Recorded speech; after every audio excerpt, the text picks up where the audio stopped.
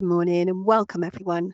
I'm delighted to be here to welcome you to this webinar to update you on the changes to the way we will be inspecting FES providers from the 10th of November.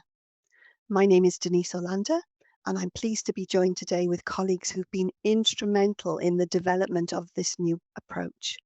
Colleagues, would you like to introduce yourselves, please? I'm going to begin with Andrea. Good morning, everybody. I'm Andrea Dill-Russell, Senior His Majesty's Inspector working in the FES policy team. Thank you, Paul. Good morning, everyone. Paul Cocker, Assistant Regional Director for the Northwest. Thank you, Rebecca. Morning, everybody. I'm Rebecca Perry, one of His Majesty's Inspectors and a Specialist Advisor in the FES policy team. Thank you. And we've got Rebecca Jennings, if you'd like to say hello, who will be answering your questions that you pose in the chat box throughout the session, along with Becky Perry. Hello there, I'm Rebecca Jennings, one of the HMI, currently working in the policy team. Thank you very much, everyone. And a very special thank you to those of you who've kindly sent through many questions. We have time allocated at the end of the session to answer them. But please, as I mentioned, do pose questions in the question chat box, which you should see on the top right-hand side of the screen. And Becky and Rebecca will do their very best to respond to those during the session. So let's begin with an outline of today's session.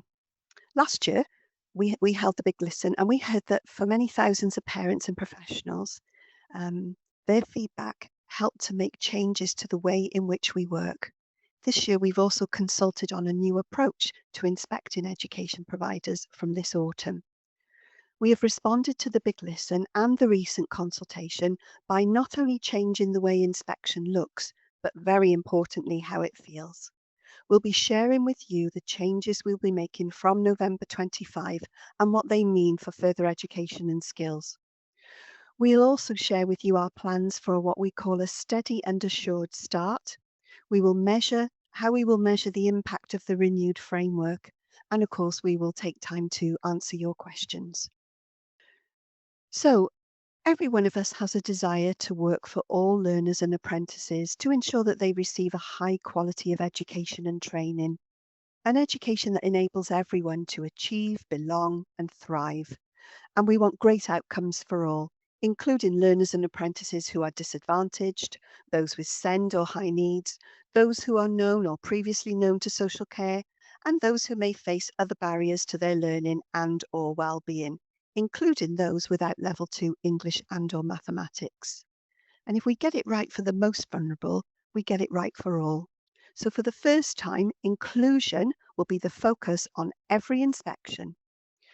We also need to be fair to providers. It's important to point out where providers don't meet the expected standards, and it's just as important to celebrate any exceptionality. On all inspections, we will celebrate strengths, validate leaders' priorities and the progress that they've made since the previous inspection, and highlight where improvement is still needed. We remain committed to improving how it feels to be inspected while encouraging and supporting providers to raise standards. We do not expect any provider to be doing more than it needs just for Ofsted, and we are committed to working with leaders to determine the areas of inspection focus and agree the most appropriate tailored activities for each specific provider. The following slides will set out our journey over the previous few years, leading to the largest ever consultation in Ofsted's history. So let's have a look at the case for change. Leaders of education know that understanding the importance of accountability and given their daily responsibilities, but for many years they have been made to look at the burdens created by this accountability, of which Ofsted is just one actor in this complex system. So we really are listening to the calls that have been made by the sector, and we're looking very carefully at the way in which we conduct our inspections. Following the big listen, we set out an ambition to reset relationships with the professionals we inspect while retaining the confidence of the learners and parents and carers that we work for. As I mentioned, in February 25, we held a 12-week consultation and we set out a series of proposals for change for FE and skills providers. We received more than 6,500 responses to the online consultation from parents and educational professionals. Feedback was also gathered through focus groups and roundtables, in-depth discussions with experts, and visits to volunteer providers. We also conducted qualitative and quantitative research. And I'd just like to take a moment to thank those providers who volunteered to take part in our test visits and now our pilot inspections. So let's take a look at the summary of changes. Our consultation proposals in February were not set in stone. We carefully listened to all of the feedback from the consultation, and we have tested and further refined our inspection methodology. We believe our new approach represents the right balance between the interests of parents, learners, and employers, and the wishes of education professionals. Our core purpose and driving mission is to keep apprentices and learners safe and improve their lives. So let's just have a look at a summary of the key changes.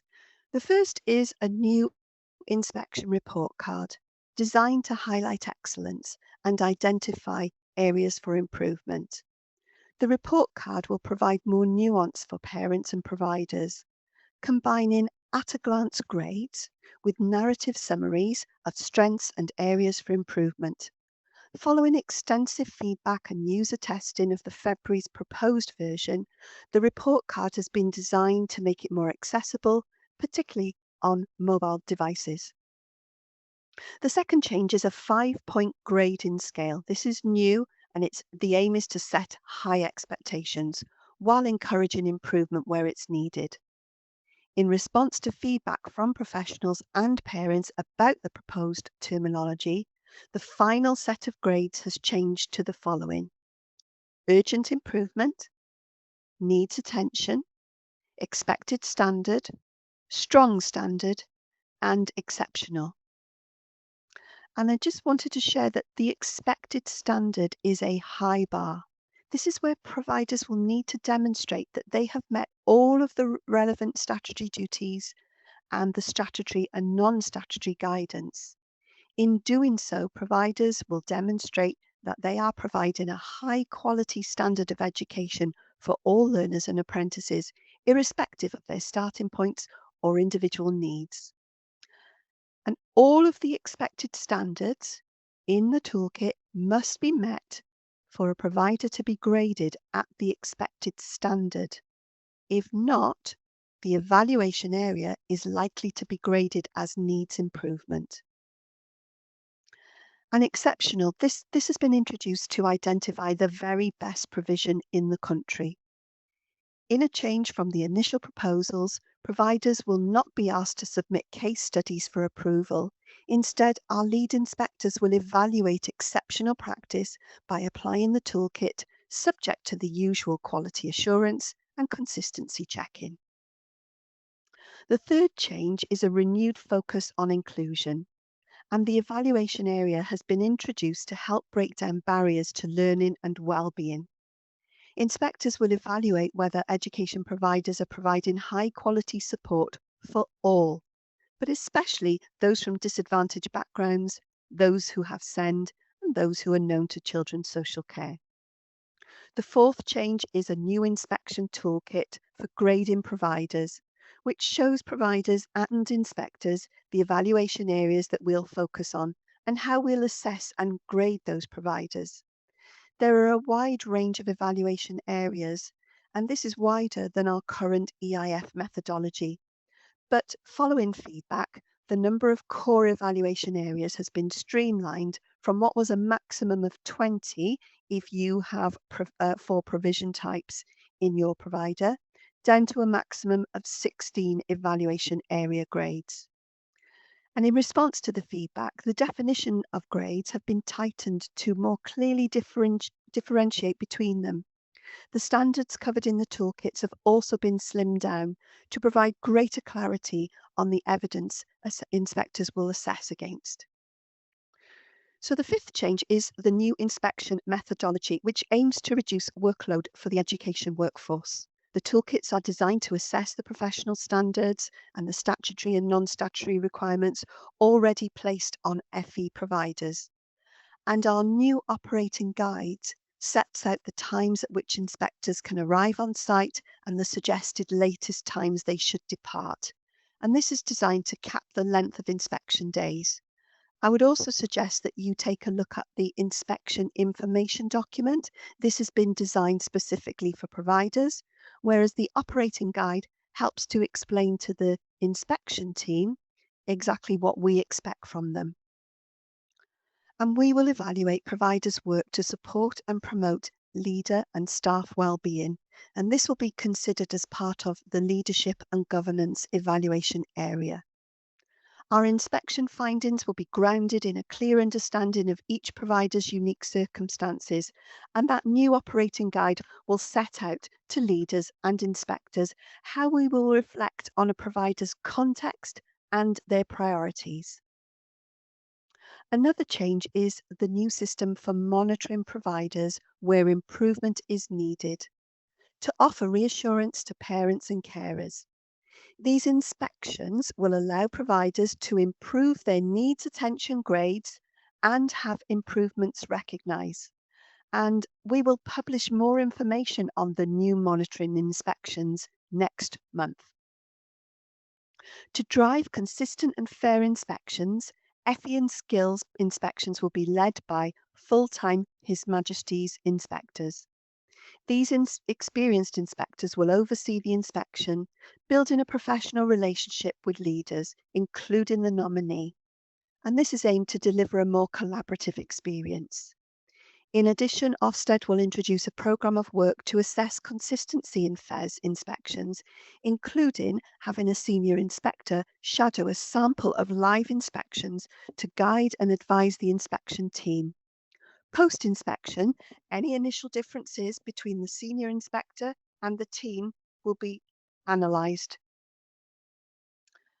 And finally, we have introduced a new online insights platform called Ofsted Explore an Area. And this gives parents and employers a key information about the inspection and care services in their local area. So let's look at the renewed approach. So here we are focusing on some key aspects of our new approach. We will put learners and apprentices first, and we'll continue to do that. We will break down barriers by raising the standards, especially for the most disadvantaged and vulnerable. We will improve the look and feel of inspection for education providers and professionals with a more collaborative approach. And I'm very grateful to those colleagues who have taken part in our test visits and the pilots that we've done so far. We really have been hearing that feedback from them, so I'm delighted that it feels much more collaborative. We will maintain our focus on having care and concern for the well-being and workload of providers, and we'll take your context into greater account on inspection. You will see in the operating guide that we've planned more time and more aspects of planning to make sure that we do that. We will make inspections consistent in approach and continue to improve our process for allowing inspections to be challenged. And we will provide constructive advice to improve, to help providers to improve based on the conversations that we have with leaders. And you told us in the Big Listen that you found this approach really helpful. And finally, if you look at each of the toolkits, you will see that they are different by design. And this is because we've tailored our inspection approach and the toolkit to each remit and the provision type that sits within them. So we included this slide because we thought it would be really helpful for providers to understand how this new framework is going to work in terms of the 16 grades, the potential 16 grades.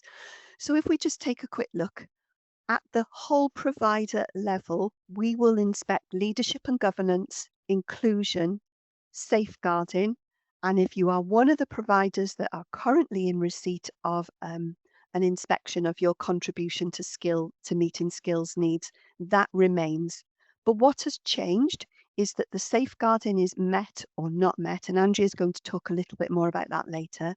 But for the contribution to meeting skills, inclusion, and leadership and governance, we've got those potential 5 grades that we will be awarding. In terms of the 4 provision types, if you look towards the bottom of the slide, you can see that we've got the existing 4 provision types, education programs for young people. We're hoping to get lots of questions today on provision for learners with high needs, but also we've got adults and apprenticeship provision. And you can see that each provision type will be graded for 3 evaluation areas: curriculum, teaching and training, achievement, and participation and development. And again, each of those evaluation areas will receive one of the 5 grades. So I'm now going to hand over to Andrea. Thank you, Denise. So we're going to talk about inclusion. So we will put learners and apprentices first, breaking down barriers by raising standards, especially for the disadvantaged and vulnerable. This is why we're introducing a separate inclusion evaluation area, and inclusion will be a key theme across other evaluation areas. Our inspections will look at how providers are addressing barriers to learning for all learners and apprentices. We will always start with those that government asks providers to focus on, whether that's through statutory obligations or non-statutory guidance. And this is why we are particularly emphasising those from socio-economically disadvantaged backgrounds, those with SEND, and those known or previously known to children's social care. We will also evaluate how well providers ensure that there is high quality support for all learners and apprentices who may face other barriers to their learning and or well-being. Working with the provider to understand their context informed by their demographic information and professional dialogue. As part of the understanding of barriers most relevant to a provider, inspectors will make use of the demographic data to understand a provider's cohorts. But more crucially, they'll speak with leaders to understand the context in which the provider is working and the particular barriers that cohorts face. As inspectors form their evaluation of the inclusion evaluation area, they will consider the systems and processes that leaders put in place to identify the needs of learners in their provision and address and review the support they receive. In addition to that, each area of the toolkit will have a focus on those who face the greatest barriers to ensure that they work well for all learners and apprentices, be that teaching and curriculum, the provider's practice around attendance and behaviour, or personal development and well-being. It is important for us to understand that when we consider inclusion in further education and skills, we will be doing so through the provider level evaluation area and through the provision type evaluation areas. The whole provider evaluation area is about leaders' actions in identifying and assessing needs and in reducing barriers. The actions taken by staff to meet learners and apprentices' needs to the curriculum and their teaching practices sits in the provision type evaluation areas. In the information about inclusion in the toolkit, you will see the 3 main factors that have been identified that contribute most strongly to inclusion. These are prioritising the early and accurate identification and assessment of learners and apprentices' needs, reducing barriers to education and training and or well-being to support their development, and working closely and effectively with learners, apprentices, parents and carers, professionals and staff, and ensuring that learners and apprentices' views and aspirations are included in decision-making about their support.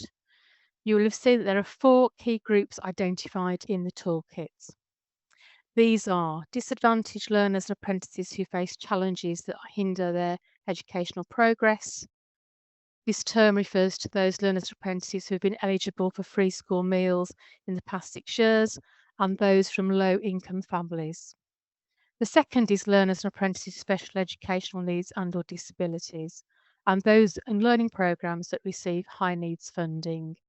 This includes learners and apprentices receiving additional support with their learning and those with an education, health and care plan. Third is learners and apprentices who are known to or have been known to social care, such as those who under the age of 18 in care and care leavers and those known to Justice Youth Services. And finally, learners and apprentices who face other barriers to their learning and including well-being, including those without level 2 English and or mathematics. Just move me on, thank you, select Tom. We will inspect inclusion using many of the approaches you will be familiar with, such as speaking with leaders, using relevant data, and talking to learners and apprentices.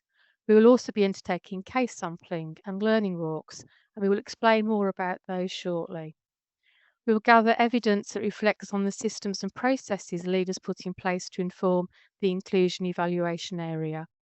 Evidence gathered on areas like curriculum and teaching will also consider how well these are designed inclusively to meet the needs of those who face barriers to their learning and well-being. We recognise that arrangements to support these learners and apprentices will vary based on their needs and the type of provider we inspect.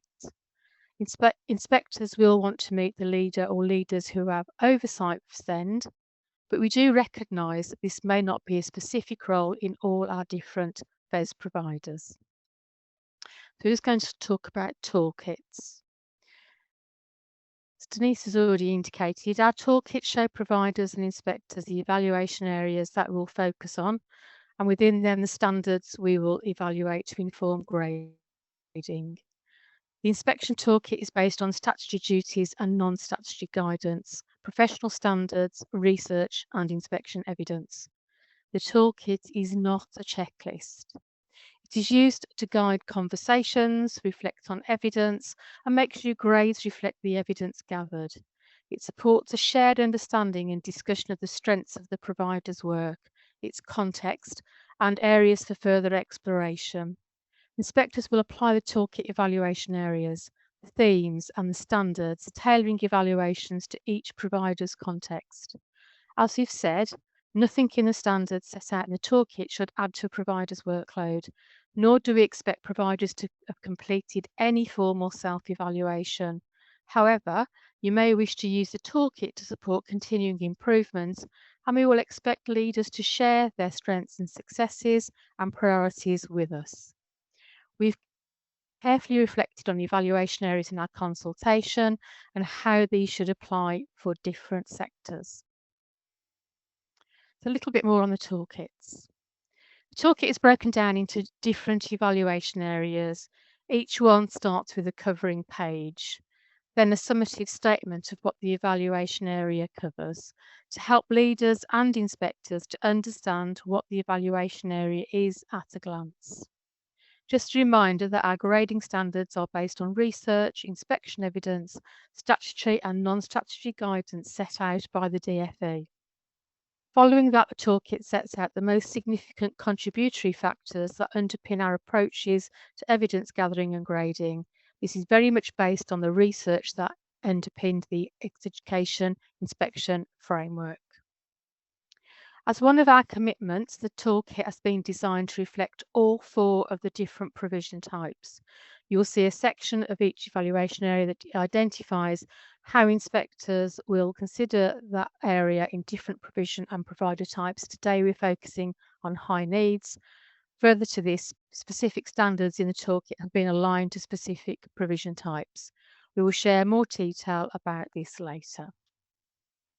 Each evaluation area explains the evidence inspectors will gather, always starting with a theme about strategic leadership of that area and ends with a theme about inclusive practices. The gathering evidence sections of the toolkit break down each evaluation area into a set of themes, which each include a series of evidence gathering prompts. Under specific themes, there are a series of evidence gathering prompts. You can see the themes inspectors will explore and the types of questions they will use to help shape evidence gathering. Inspectors use the evidence gathering prompts to guide their activities, building a picture of what is typical for a provider before then applying the grading standards using the evidence they have gathered. This will inform the structure of their evidence gathering approach and recording. As a recap, each of the evaluation areas will be graded against this scale. Urgent improvement, needs attention, expected standard, strong standard and exceptional. Safeguarding will now be a binary met or not met grade. The evaluation areas follow the clear grading standards for the proposed grades we expect to see most frequently on inspection. For expected and strong standard, each grade has a set of standards that define the quality expected for each area. These are based where relevant and available on statutory and non-statutory guidance and professional guidelines that are set by government. When grading, we will start with expected standard to identify whether all standards have been met. All of the standards have to be met for the grade to be expected standard. If all of the expected standards are met, we can move to consider strong where the same applies. All have to be met for that grade to be awarded. This is a key difference to the best fit model that inspectors have previously applied and is to ensure that there is complete transparency about the grading process. If all of the expected standards are not met, the indicators for needs attention are considered to determine the extent and urgency of required improvements. We expect to see urgent improvements and exceptional less frequently. As with needs attention, there are indicators identified for urgent improvement. Exceptional is just that. In order to achieve that grade for an evaluation area, all the secure and strong standards have to be met and the work of the provider is seen as transformational. So let's remind ourselves of some key aspects.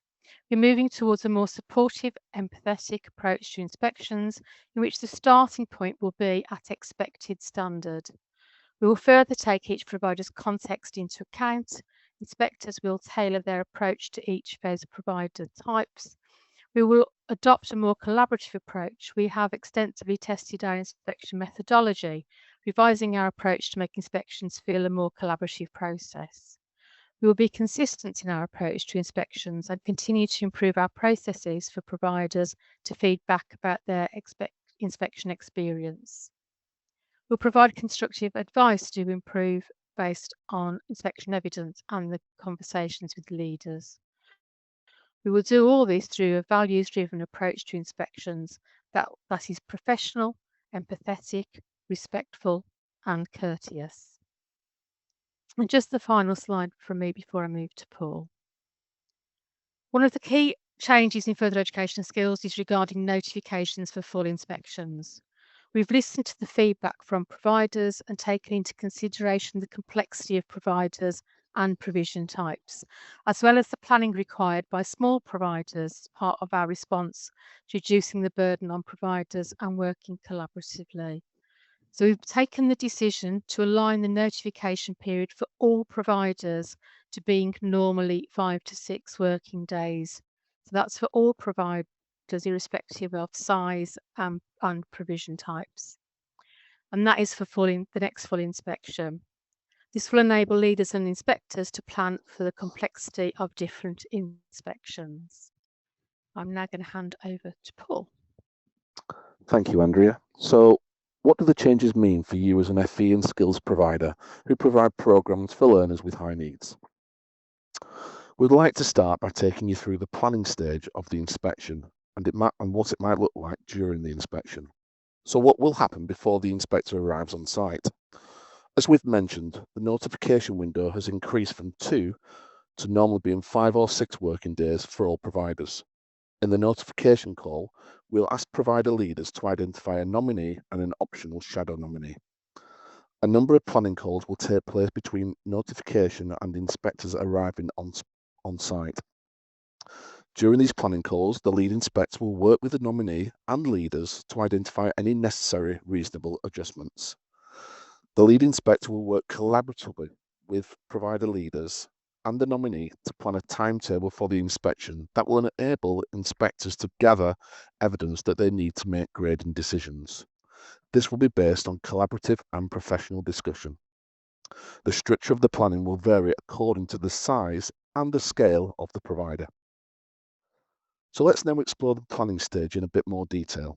To plan the inspection effectively, lead inspectors will work collaboratively with leaders to use the planning calls to develop an accurate understanding of the provider's context, including the demographics of the learners and apprentices and their needs. This may take place in up to 3 parts: an introduction and discussing the practicalities, understanding the provider's context, and planning inspection activities. Lead inspectors will seek to understand the lens through which leaders have made their decisions and reflect on the impact the provider's work particularly for learners and apprentices who are disadvantaged, those with SEND or high needs, those who are known or previously known to social care, and those who may face other barriers to their learning and/or well-being, including those without Level 2 English and/or mathematics. As a result of these discussions, the lead inspector will confirm the inspection focus areas and agree the steps needed to identify the learners and apprentices to include in the case sample. Lead inspectors will consider the provider's context when planning inspection activities. For example, inspectors will work closely with provider staff to identify inspection activities, being aware that visitors coming into a setting for learners with high needs should be carefully planned. Inspection focus areas have no set format. They can be thematic, or they may have a focus on a group of courses or levels, or they can still be a specific course or subject. Working with the provider, the lead inspector will choose the learners and apprentices for inspectors to conduct case sampling. This will allow inspectors to gather evidence on the outcomes of the experiences of disadvantaged learners and apprentices, those with SEND and/or those in receipt of high needs funding, those known or previously known to children's social care, and those who face any other barriers. The lead inspector will aim to plan at least 3 learning walks. They are an opportunity to explore inclusion, curriculum teaching and training, and achievement and leadership themes jointly. We recognise that this may not be feasible in all providers due to the size and context, but the lead inspector will discuss this fully as part of the planning process. There is no set format for the learning walk. The time can be used to have focused discussions with leaders and inspectors based on one of the broad focus areas of that walk. The learning walks are an opportunity for leaders to show where their impact is having a positive impact. We now want to share a bit more detail about the structure of the inspection itself. The new methodology gives more flexibility to carry out inspection activities across all days of the inspection, as opposed to the structured format of deep dives. Day 1 will start with a short introductory meeting where the lead inspector will brief the whole team on the key information that leaders have shared with them through the planning process. The initial meeting is designed to build on conversations held during the planning stage and to ensure that the whole inspection team understand the context of the provider. Some team members might join the initial meeting remotely, depending on the geographical location of the activities they are scheduled to complete. Inspectors will start their inspection activities after the introductory meeting. Usually this will start with a provision type meeting for each one that is on offer at the provider. These meetings are based on professional discussions with relevant provider managers or representatives and will help inspectors understand more about the provision type in the context of each of the evaluation areas. After this meeting, inspectors will undertake a range of activities to explore an inspection focus area. This may include activities such as lesson and workplace visits, discussions with learners, employers, parents, apprentices, teachers, trainers and assessors, and reviewing documents of learners and apprentices' work, all of which will be familiar activities. Within the inspection focus areas, inspectors will explore the experiences of the learners and apprentices who have been selected for case sampling, allowing them to gather valuable evidence about inclusion. Further inspection focus areas will be considered as the inspection progresses. These may be in response to emerging themes and/or ongoing discussions with leaders. These activities will continue over the duration of the inspection.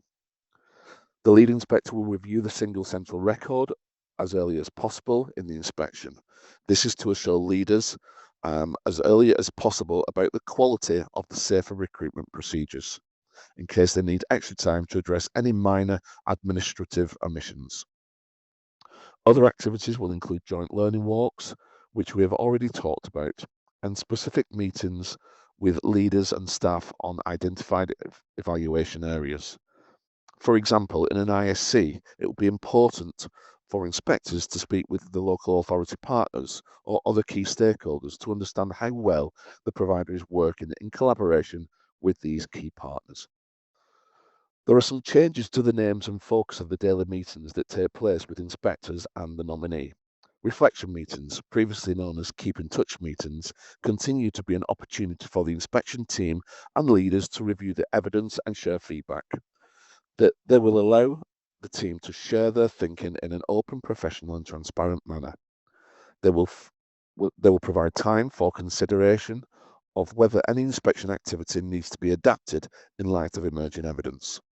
These meetings will take place formally at the start and end of each inspection day, but there can be ongoing reflection meetings between the lead inspector and the nominee throughout the inspection. The inspection will conclude with a grading meeting with the nominee and a final feedback meeting involving other senior leaders and external bodies as appropriate. As mentioned earlier in the webinar, each evaluation area toolkit contains a section that identifies how inspectors will consider that area in different provision and provider types. Further to this, specific standards in the toolkit have been aligned to specific provision types. We wanted to share some of the key considerations that inspectors will make when evaluating providers who offer programs for learners with high needs. When considering inclusion, inspectors will seek to understand the context of learners and apprentices and how that impacts on leaders' approaches and arrangements to support them. For high needs learners, we understand that participation development is often a curriculum driver. It is clear in the toolkit that inspectors should take account of the differences in pastoral needs between different groups and ages of learners and apprentices. For example, what is appropriate for a learner completing a supported internship may not be appropriate for a learner with PMLD. Inspectors will take greater account of what is often extensive partnership working. They will consider how well leaders perform their role in the local area partnership strategy to improve the experiences and opportunities that learners and apprentices with high needs and SEND receive. So over the next 3 slides, we're going to go through each of the different provision type evaluation areas, and we're going to look at the standards that relate to the specific provision type, as well as mention of specific provision types. You can see along with the standards that rightly apply to all provision types, a standard that relates directly to learners with high needs. In this instance, the curriculum helps learners follow tailored programs which meet their individual needs. We are focused in our renewed inspection framework on considering the context of providers, which includes a careful focus on aspects which are particularly important within the different provision types that we inspect. So if we move on to achievement, inspectors will consider a range of achievement indicators for learners and apprentices with high needs. This takes account of the diverse range of qualifications that learners may be undertaking. Inspectors will consider qualification achievement rates, EHC program targets, personal targets for those learners on non-accredited courses, and learners' apprentices' development of new knowledge, skills and professional behaviours against curriculum goals and starting points. In participation development, we've made even clearer the range of factors that inspectors will consider within this evaluation area. This includes what wider development plans look like and will vary based on the learner's goals and aspirations. We understand that careers education and guidance will also differ in these circumstances. This is also the case for how we consider any behaviour and attendance monitoring, and importantly, age and stage appropriate guidance on tutorial topics such as healthy relationships. I'll now pass over to Andrea. Thank you, Paul. So I'm going to take us to the last section before I hand back to Denise. So I'm going to talk to you a little bit about report cards. We're bringing together the most popular preferences of parents, stakeholders and professionals by combining separate grades, rating scales and short summaries into our new report cards. The narrative will give a detailed picture of performance while the 5-point scale offers the clarity and simplicity. We'll publish data alongside the inspection report card to illustrate the provider context and key performance data over time, which will have been used to inform evaluation grades. The data will differ for each remit, but will also be displayed in a consistent design. Draft report card will usually be sent within 18 working days for a provider to submit either factual comments or a complaint, consistent as we do now. The final report card is usually published to the provider within 30 working days of the end of inspection. And where, as we already mentioned, where there's less than expected standard for providers, they will be subject to a monitoring visit. So just a quick recap of changes that we've shared with you. Key change is the introduction of the 5-point grading scale. This means that providers will have a range of grades. Some evaluation areas, maybe it needs attention, while others may be at strong standard. Safeguarding will now be graded as met or not met. And the evaluation of contribution to skill needs will now be graded, as with the others, on the 5-point grading scale. There's no longer a skills nominee, but all providers can have a shadow nominee. Inspectors will have a much greater focus on understanding the context of the provider to inform inspection focus areas. And you'll hopefully have appreciated there's much more of an increased focus on inclusion. We've talked about the importance of understanding the whole provider evaluation area. It's about leaders' actions in identifying and assessing needs and in reducing barriers. The actions taken by staff to meet learners and apprentices' needs through the curriculum and teaching practices in the provision type areas. We've also talked about the 4 categories of learners and apprentices, and that this is not an exhaustive list. And finally, hopefully, the welcome change the notification periods for all providers having the 5 to 6 working days notice.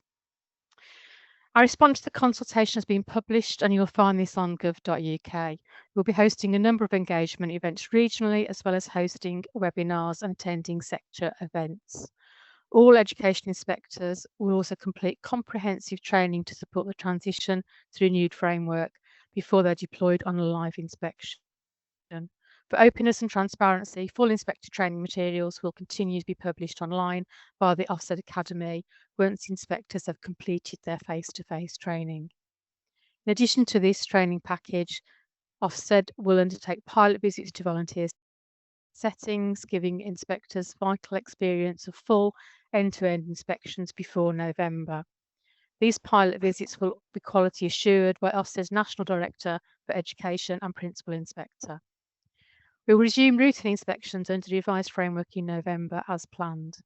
And during this period, we will maintain urgent inspection and regulatory activity, schools, early years and further education. I'm now going to hand back over to Denise for a final section. Thank you, Andrea. So let's just look at the steady and assured start. So this is what Ofsted has planned to introduce between the 10th of November and the 2nd week in December. We will not be inspecting the week of the 15th of December. And then, of course, there's the 2-week Christmas break. So we've got about 5 weeks of inspections that are taking place before the Christmas break.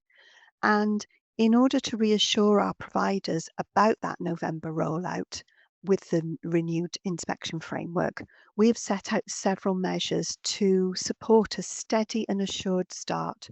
So there will be an enhanced quality assurance process. So we're going to see fewer inspections that will be to begin with, and they will be led, as I mentioned earlier, by our most senior inspectors and our most experienced inspectors. And then our part-time Ofsted inspectors will be phased into our inspections once they've completed their training. In addition, in the autumn term, a random sample of providers will be invited to take part in exit interviews with the Chief Inspector, our National Director, and senior Ofsted officials.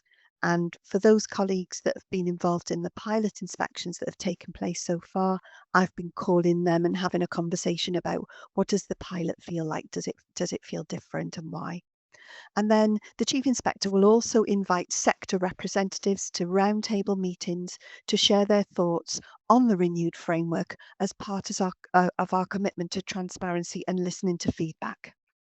And this slide really helps to explain that if during that steady and assured period, those 5 weeks that we will be inspecting before Christmas, you make a request for a deferral, This will be reviewed by our Deputy Chief Inspector, and this is to make sure that each case is treated with the utmost sensitivity and consideration, and that will happen across every remit. We still have our telephone helpline for leaders to raise queries and concerns, and that will be open both before, during and after an inspection. And then that week before Christmas, where we will not be inspecting, we will be conducting significant training for all of our inspectors. And then finally, how are we going to measure the impact of the renewed inspection framework? So this slide shows us how we will assess our reforms by working and how we assess our reforms are working by delivering a programme of evaluation to understand the implementation and the impact of our reforms. And this slide tells you that the number of activities that we will be completing.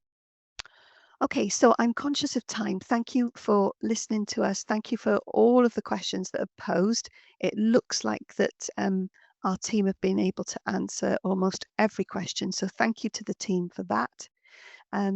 If you have not received our resources or had the opportunity to look at them, please look at the use this scan, and it'll take you directly to the gov.uk website.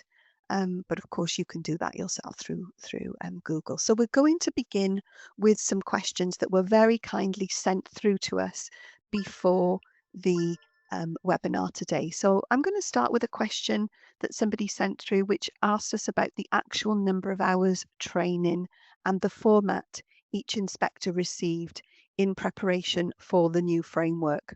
So this isn't everything, but these are the key activities that our inspectors have been taking part in since February, when we first introduced our test visits, testing out what at that point was our proposal for the toolkit and our proposal for the methodology. So our inspectors have taken part in around 30 test visits, and this included their training and briefing beforehand and debriefs. We've got around 30 pilots planned, and they'll take place up until the 30th of November. Our inspectors will be completing a minimum of 25 training modules online. They are invited to a 3-day inspection conference and training. And throughout this whole period, inspectors are being coached and supported, both as part of the test visits, the pilots, and then the introduction of inspections that we will begin from the 10th of November. So I hope that question has been answered. Andrea, there's a question that says, has any considerations been made for PMLD providers as part of our framework and methodology, please? It has done, and what we are trying to ensure is that we are undertaking pilots with providers that have got learners with profound complex learning difficulties, to ensure that we test out our methodology and our toolkit appropriately. And we've also done additional training which will be available sort of later on for inspectors to ensure that they modify their inspection practices to meet the needs of those learners. Thank you. And I think this will be a quick response. How will providers be judged? Will providers be judged negatively if students have out-of-date EHCPs due to the EHCPs not being reviewed at school or the previous provider? Can I just say no? Yes, you can. So those of us that inspect specialist colleges and high needs provision are well aware of sort of the things that are sort of going on with the education, health and care plans currently. What we're interested in doing is looking at how provider staff, teachers, support staff identify learner starting points and plan the curriculum accordingly to meet those needs. So it's less about the actual paperwork. Thank you. I'm going to give this question to Becky. How would a high needs inspector carry out the same activity over the week as the current EIF, or will it look different? I suppose it depends on what the previous inspector did under the EIF. There are certain elements of inspection that are the same. We visit lessons, we talk to learners, we talk to staff, we look at documents, etc. Those things will feel familiar. The order of the activities, the focus areas that the inspectors are looking at may feel different or may be different from under the EIF, but ultimately the activities that inspectors undertake, they will remain and they will feel familiar. Good. And just because you answered this one as well, please, will the new scorecard mean that for high needs learners, that inspectors will conduct a case study approach that is discrete or more generally? So talk a little bit about case sampling as well, please, while you answer this, Becky. Absolutely, indeed. Each of the team inspectors will be given case sampling learners to consider as part of their activities. That doesn't mean that they will focus solely on those learners, but it means that they will take those learners into account in the activities that they do. So they may well speak to staff and ask specific questions about those learners, but they will also be interested in the experience of other learners too. We certainly won't be adopting a pure case study approach for inspecting high needs provision, but across all of our provision types, we will be adopting the case sampling approach. Thank you. And Andrea, inclusion versus the standard performance data. Do we see any contention here? No, because I think what the important thing is to consider that we will be really sort of keen to understand the provider's context when we're sort of thinking of anything to do with sort of data and achievement, etc. Yeah, absolutely. And we worked really hard, haven't we? And just a Yeah. shout out to NatSpec, we worked really hard with our NatSpec colleagues to make sure that in the toolkit we recognised all the different types and variations of outcomes that Absolutely. learners with SEND and learners in receipt of high needs funding we might see on an inspection. So thank you very much for our colleagues in NatSpec and our OIs who are specialist high needs, have a specialism in high needs and SEND. Andrea, if a college is expecting a monitoring visit in the next few months, is it likely to use the old or the new framework? Okay, so I'll talk about old money and new money.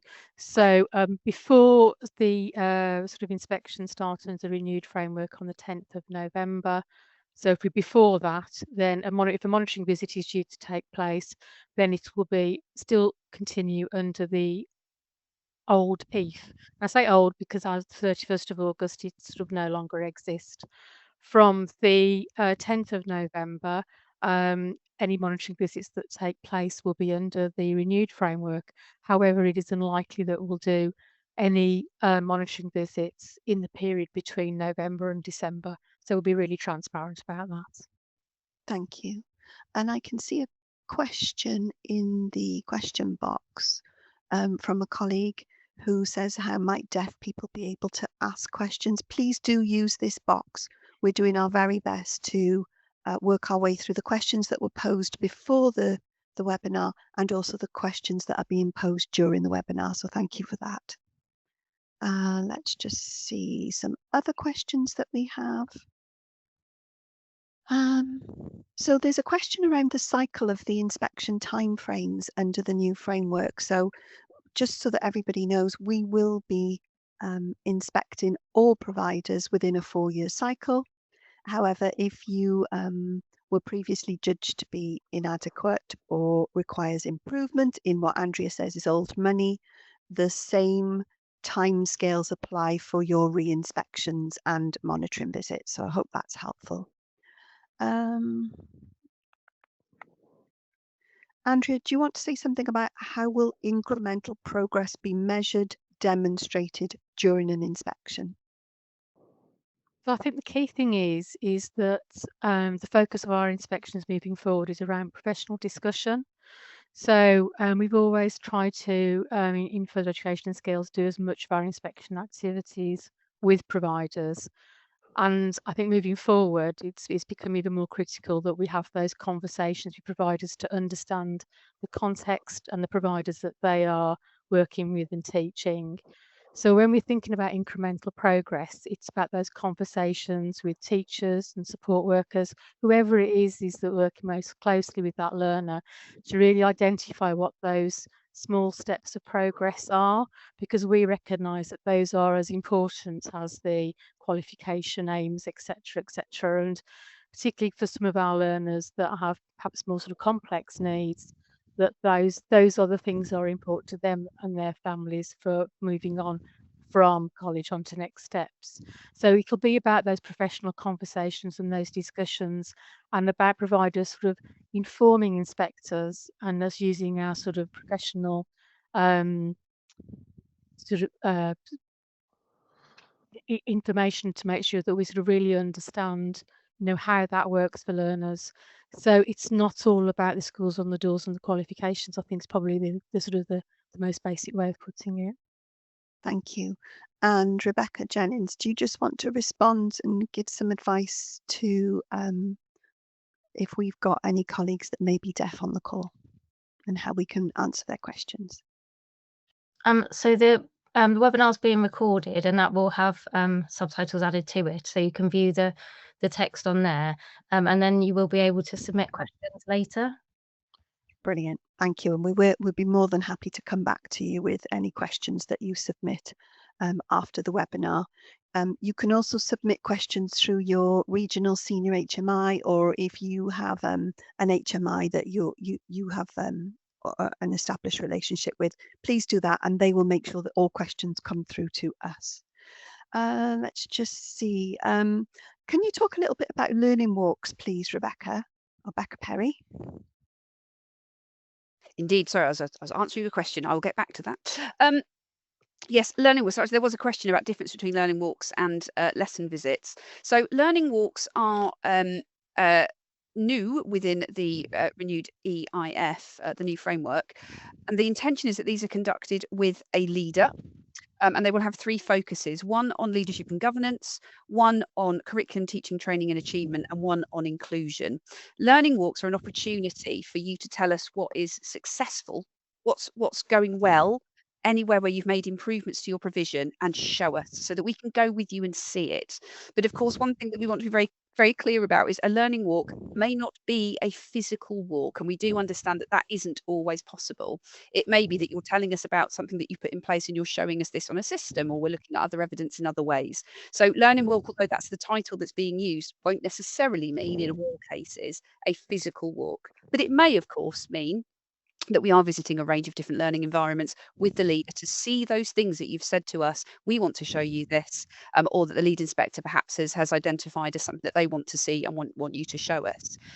Lesson visits, of course, will focus very much on the curriculum, teaching and training, achievement, possibly some participation development. They'll be possibly slightly broader than the learning walks with leaders. Hopefully that helps. Thank you very much. Andrea, are accountability measures nationally published data going to include high needs cohorts? So we've done quite a lot of work with our data and insight teams to look at how we will consider achievement for high needs learners. So and we recognise that these are not always part of our published data. I think if providers are concerned about what information we are using, I just want to sort of highlight, I had another question that I was answering about high needs funded learners and how we sort of consider those numbers, is our tool that's called FESIT, which all providers have got access to. And that's our sort of transparent way of sharing the information that we've got, whether that's to do about achievement, high needs funded place learners, etc. That is where all of that information will be held and will be available to providers. And so that will be part of those professional conversations that we have to understand what information, what data inspectors are using. And the whole sort of move towards the way that we're going to have renewed framework is around having those professional conversations and discussions. Thank you very much. And we've got a couple of questions around high needs funding that came in just before the webinar. One around, will Ofsted check if FES institutions published ESFA DFE allocated high needs places for 25-26? And if place numbers are allocated, will it automatically trigger the separate provision evaluation area for high needs, or only if element 3 stroke top-up funding is claimed in addition? A nice, easy, straightforward one. So I've mentioned FESIT. So FESIT is it's further education and skills information sort of portal. And I say all providers have got access to that. That pulls on ESFA and DFE data from a number of different areas, including the funded high needs places. So when we talk about grading and undertaking inspection for high needs, what we look at are those that are funded as high needs learners. So they may have an EHCP, but they might not have funding, so therefore we wouldn't necessarily categorise them as a high needs funded learner. So therefore the high needs trigger for an evaluation, separate evaluation area might not take place. So if there are high needs funded places, then they will be graded as an evaluation area, and obviously those three areas that we've talked about: curriculum, teaching and training, achievement, and participation and development. And the only time that we may not do that is that if there are very, very, very small numbers. So under the EAF, we used to sort of think of if we got less than 5, because what we don't want to do in our inspection is to identify an individual. But if they are not high needs funded learners, but they've got an education, health and care plan, or they might be sort of just getting sort of element 1 and 2, but not necessarily classified as a high needs placed learner, then the key thing is that we will be looking at those under our inclusion banner. And additional, the question was around about those that are just getting additional support. So again, we would be really interested in looking those as part of inclusion to look at how well leaders, teachers and staff are doing that planning for support and developing the curriculum to ensure those learners are achieving the best that they can. Thank you, Andrea. I think you've covered all of those funding questions there. Rebecca, do you just want to give us a summary of some of the questions that you and Rebecca Jennings have been responding to on the chat box, please? Yeah, absolutely. And to be honest, a lot of them have been covered in what we've just been discussing here. We've had some questions about what exactly disadvantaged students means, and what we take into account in terms of disadvantage, and the same for SEND and what we consider under SEND.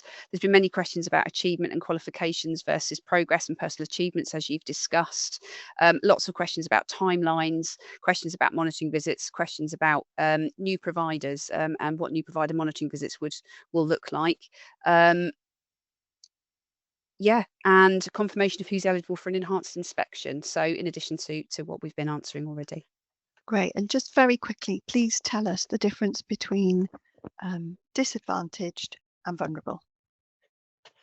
For disadvantaged, we are definition.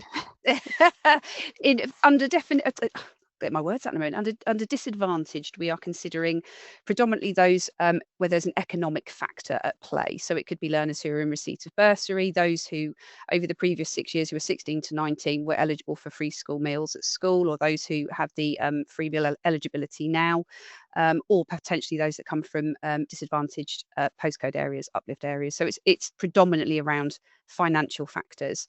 Learners with SEND are those who are as we would define SEND, who have SEND. And then we have learners with high needs, which we all know how we define those learners. And of course, within inclusion, we also consider those known or previously known to social care. And of course, those learners who face any other barriers to their learning and or well-being, including those who don't have level 2 in English and mathematics. So really, what inclusion allows us to do is to take into account learners who have any kind of barrier to their learning and or well-being. And of course, whilst we've got those groups mentioned within the toolkit, specifically under the inclusion evaluation area, the list is extensive, and we can't possibly list every type of barrier, hence the other barriers. But of course, yeah, what we are aiming to do is to look at those learners who have barriers to their learning and or well-being, and how they're being enabled to reduce those barriers. Good. And under the heading of context, we'll be asking each nominee or leader to tell us who they consider to be their learners who are disadvantaged, and who they consider their learners to be facing barriers. How did they identify them? What support have they put in place? And ultimately, what impact is that support having? So thank you very much for that.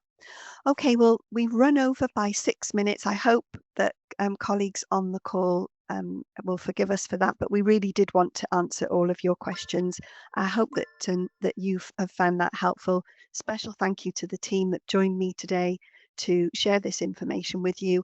And as Andrea mentioned earlier, there will be many events taking place through the sector organisations and in regions. So we look forward to answering more questions, and a number of colleagues who have provision for high needs learners have volunteered to take part in the pilots. So I'm sure you'll hear from them how that new framework is landing and feeling on the ground. So thank you again, everyone, for your time.